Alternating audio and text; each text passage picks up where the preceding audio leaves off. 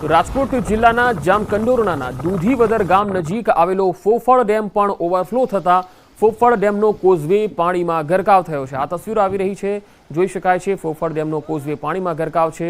દૂધીવદર ગામથી 8 થી 10 ગામને જોડતો આ કોઝવે પાણીમાં ગરકાવ થયો છે, જેના પગલે નાના ભાદરા, મોટા ભાદરા, મેવાસા જેવા અન્ય ગામોએ જવાનો જે માર્ગ છે એ ખોરવાઈ ગયો છે, વાહન વ્યવહાર ખોરવાયો છે। કોઝવે પર પાણી હોવા છતાં કેટલાક જીવના જોખમે અહીંથી પસાર પણ થઈ રહ્યા છે। જામકંડોરણા ઉપરવાસમાં ધોધમાર વરસાદ પડતા ફોફળ ડેમ 100% ભરાયો છે।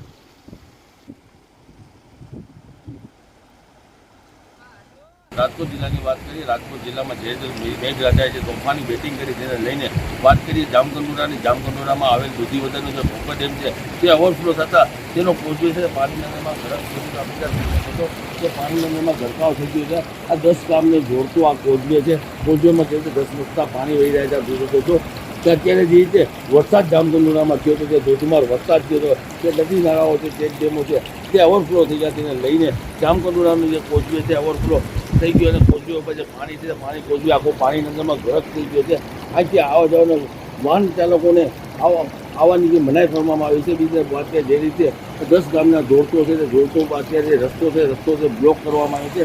રસ્તો બંધ કરવામાં આવ્યો છે। જોઈ શકો છો કે સામેને જે રસ્તો છે તે રસ્તોને હાલ બ્લોક કરવામાં આવ્યો છે। જે રીતે પાણી કોઝવે પર વહી રહ્યું છે, ધસમસતા પાણી, તેને લઈને વાહન ચાલકોને હાલાકીનો સામનો કરવો પડે છે। જે રીતે કોઝવે છે, કોઝવેના અંદર 3 ફૂટ જેટલા પાણી વહી રહ્યા છે। જે રીતે ફોફળ ડેમ ઓવરફ્લો છે તેને લઈને અત્યારે વાહન ચાલકોને જે સખ્ત મના કરવામાં આવી છતાં વાહન ચાલકો પોતાના જીવને જોખમે આજથી પસાર થતા હોય છે। આ સીધા દ્રશ્ય જોઈ શકો છો તેવી રીતે વાહન ચાલકો અહીંથી નીકળતા હોય છે। જે કોઝવે ઉપર 3 ફૂટ જેટલા પાણી વહી રહ્યા છે, છતાં તંત્ર દ્વારા કોઈ જાતની તાકીદી રાખવામાં આવી નથી। તંત્ર અહીંયા કોઈ જાતનું રોકવામાં નથી આવતો। જે લોકો છે પોતે પોતાના જીવના જોખમે અહીંયાથી નીકળી રહ્યા છે। જે રીતે 3-4 ફૂટ જેવા પાણી, ધસમસતા પાણી છે તે કોઝવે ઉપર વહી રહ્યા છે। જે રીતે ફોફળ ડેમ ઓવરફ્લો છે તેને લઈને આ 10 ગામનો રસ્તો બંધ કરવામાં આવે છે। મુના પગારી, ગુજરાતી, જામકંડોરણા। તો ગીર સોમનાથના ગીર જંગલમાં પણ ધોધમાર વરસાદને પગલે સિંગોડા ડેમ ભરાઈ ગયો છે। સતત પાણીની આવકને લઈને સિંગોડા ડેમના 3 દરવાજા પણ ખોલવામાં આવ્યા છે। ડેમના 3 દરવાજા 0.45 મીટર સુધી ખોલીને પાણી છોડવામાં આવી રહ્યું છે। ગીર ગઢડાના 2 ગામ, કોડીનાર શહેર સહિત 12 ગામોને એલર્ટ કરવામાં આવ્યા છે।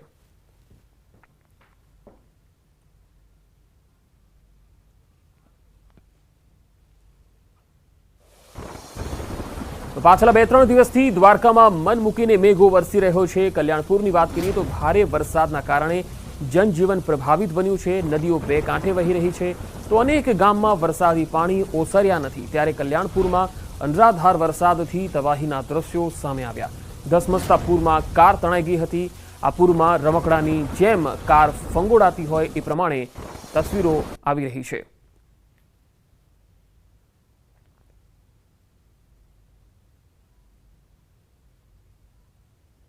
તો કલ્યાણપુરથી આ તસવીર અને ત્યારબાદ હવે દ્વારકામાં આબ ફાટ્યા જેવી સ્થિતિ જોવા મળી રહી છે। જ્યાં જમીન ત્યાં જળ દેખાઈ રહ્યું છે। મેઘ તાંડવ બાદ દ્વારકા સોમનાથ હાઈવે સહિત ભોગાતના આકાશી દ્રશ્યો સામે આવ્યા। ચારે તરફ પાણી જ પાણી જોવા મળી રહ્યું છે। દ્વારકાના ભોગાતથી આ તસવીર, આબ ફાટ્યા જેવી સ્થિતિ, ચારે તરફ પાણી જ પાણી જોવા મળે છે। ખેતરો પણ પાણીમાં તરબોળ બની ગયા છે અને આખો વિસ્તાર જળબંબાકાર છે।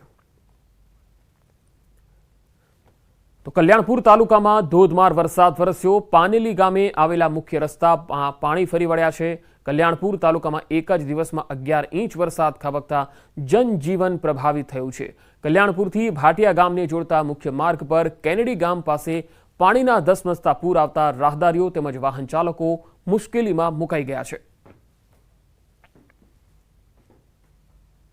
કલ્યાણપુર તાલુકામાં ખાબકેલા ધોધમાર વરસાદના કારણે ક્યાંક ને ક્યાંક જનજીવન પણ પ્રભાવિત થયું છે। હું આપને સીધા દ્રશ્યો બતાવવાની કોશિશ કરીશ। કલ્યાણપુર તાલુકાનું આ કેનેડી ગામ છે। કેનેડી ગામે હાલ ધસમસતા પાણીના પૂર આવી ચૂક્યા છે। કેનેડી ગામ પાસેનો આ મુખ્ય માર્ગ છે। આ રસ્તો કલ્યાણપુરથી ભાટિયાને જોડતો મુખ્ય રસ્તો છે, તેમાં હાલ ધસમસતા પાણીના પૂર આવી જતા વાહન વ્યવહાર તેમજ રાહદારીઓને પણ પારાવાર મુશ્કેલીનો સામનો કરવો પડી રહ્યો છે। દૂર દૂર સુધી આ રસ્તામાં પાણી ભરાઈ જતા અનેક વાહનો છે તે વાહનો પણ અટવાયા છે। ત્યારે વાત કરીએ તો કલ્યાણપુર તાલુકામાં ખાબકેલો 11 ઇંચથી વધારે વરસાદ જનજીવનને પણ પ્રભાવિત કર્યું છે। મુકુંદ મોકરિયા, ન્યૂઝ 18 ગુજરાતી, દેવભૂમિ, દ્વારકા। કપરાડા તાલુકામાં ધોધમાર વરસાદને કારણે કોલક નદીમાં પૂર જેવી પરિસ્થિતિ સર્જાઈ। નદીનો ધસમસતો પ્રવાહ પસાર થઈ રહ્યો હોવા છતાં પણ એક વ્યક્તિએ જીવને જોખમમાં મૂકી કોઝવે પસાર કરતા અધવચ્ચે જઈ અને વ્યક્તિ પર પાણીમાં પડી ગયા અને નદીના પ્રચંડ પ્રવાહમાં ફસાયા બાદ તેઓને જીવના જોખમે યુવક અને મહિલાએ બચાવી લીધા।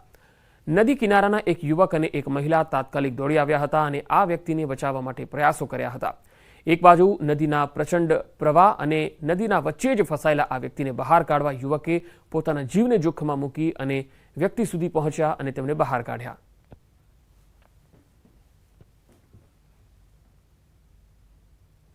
તો કપરાડાના દહીખેડ ગામમાં નજીકથી પસાર થતી વાંકી નદીમાં ધસમસતા પાણી આવી ગયા। પાણીએ કિનારો વટાવતા બુરવડ ફતેપુરા પીપરોની તરફ જતા માર્ગ પર આવેલ લો લેવલ કોઝવે પર પાણી ફરી વળ્યા હતા। આમ વાંકી નદીમાં પાણીનો પ્રવાહ વધી રહ્યો હોવાથી બંને તરફના ગામોનો સંપર્ક કપાઈ ગયો। વલસાડ જિલ્લામાં આજે ભારે વરસાદને કારણે જિલ્લામાં 21થી પણ વધુ રસ્તાઓ બંધ થઈ ગયા હતા।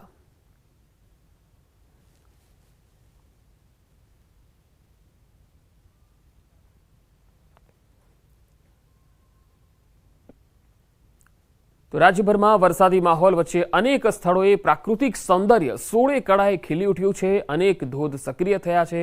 તાપી જિલ્લાના સોનગઢ તાલુકાના જંગલોમાં જાખરી નદી પર આવેલો ચિમેર ધોધ સક્રિય થયો। અંદાજે 300 ફૂટ ઊંચેથી પડતો ચિમેર ધોધ ચાલુ વરસાદી સિઝનમાં પહેલીવાર સક્રિય થતા ધોધનો સુંદર નજારો જોવા મળ્યો। તાપીના સોનગઢથી આશરે 31 કિલોમીટર દૂર આવેલ આ ચિમેર ધોધને નિહાળવા દૂર દૂરથી સહેલાણીઓ આવી રહ્યા છે। તો તાપીમાં ભારે વરસાદથી ચિમેર ધોધ સક્રિય થયો છે અને આ ધોધને નિહાળવા માટે આસપાસ અને લોકો જે પ્રકૃતિ પ્રેમીઓ છે તેઓ પણ દૂર દૂરથી અહીંયા આવી રહ્યા છે। જંગલોમાં જાખરી નદી પાસેનો આ ધોધ છે જે વરસાદમાં સક્રિય થઈ જાય છે।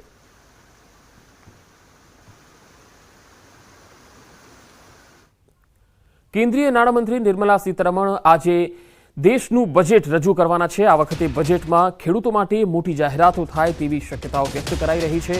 આ બજેટ મોદી સરકારના ત્રીજા કાર્યકાળનું પહેલું બજેટ હશે, જેને લઈ સામાન્ય લોકો મોટી આશાઓ સાથે જોઈ રહ્યા છે।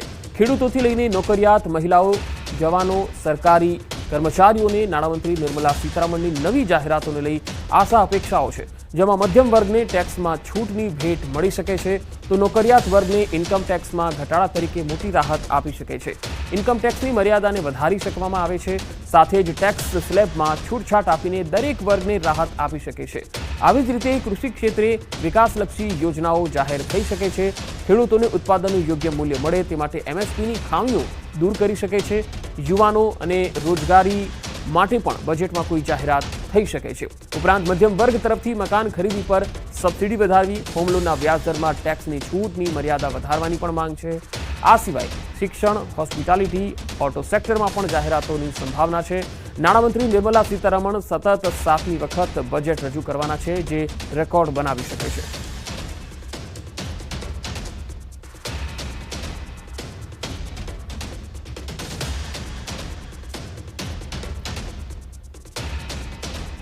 આવકવેરાના સ્લેબ અંગે પણ જાહેરાત પર સૌની નજર છે। આજે 7મી વખત નિર્મલા સીતારમણ બજેટ રજૂ કરવાના છે। આજનું આ બજેટ જેના પર આખા દેશની નજર મંડાયેલી છે, સીધી તસવીરો આપને બતાવી રહ્યા છીએ।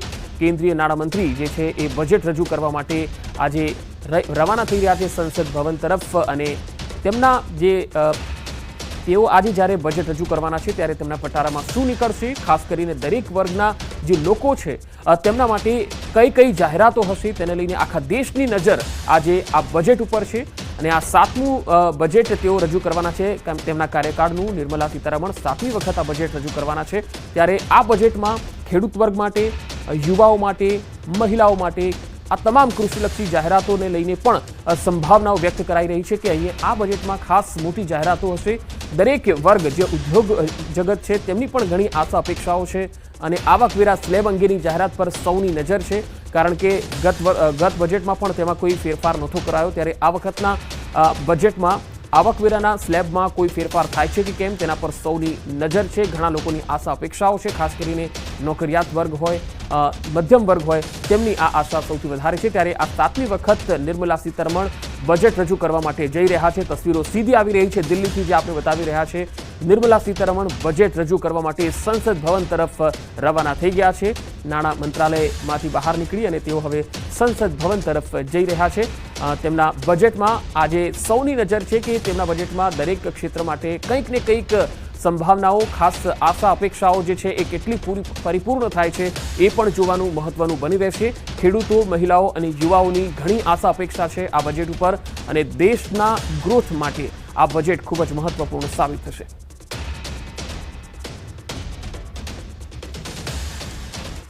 સમાચારોનો પ્રવાહ લગાતાર જારી રહેશે. હાલ રોકાઈશું એક વિરામ માટે.